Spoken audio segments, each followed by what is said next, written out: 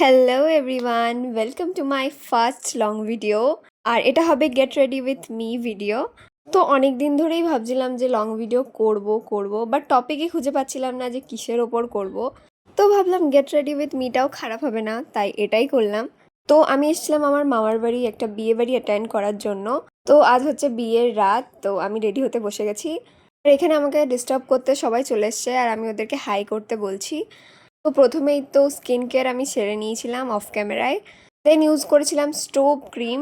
দেন আমার favourite product মানে dot and কির 10টা।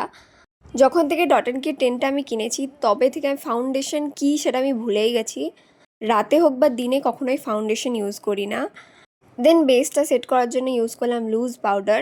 আর এখানে পিছনে আমাকে সবাই মিলে ডিস্টার্ব করে যাচ্ছে। দেন আমি ইউজ করলাম ব্লাশ। ব্লাশ তো আমার ফেভারেট, বাট তাও খুব একটা বেশি আমি ইউজ করি না। দেখো এখানে আমাকে কিভাবে জ্বালানো হচ্ছে। যাই হোক, দেন ইউজ করলাম একটু কম্প্যাক্ট পাউডার।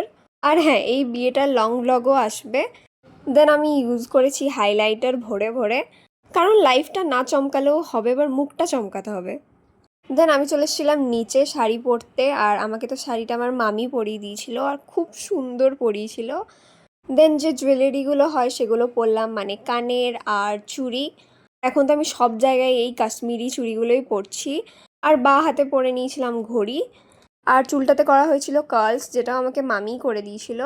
আর কার্লসগুলো তো খুব সুন্দর টার্ন আউট হয়েছিল পরে।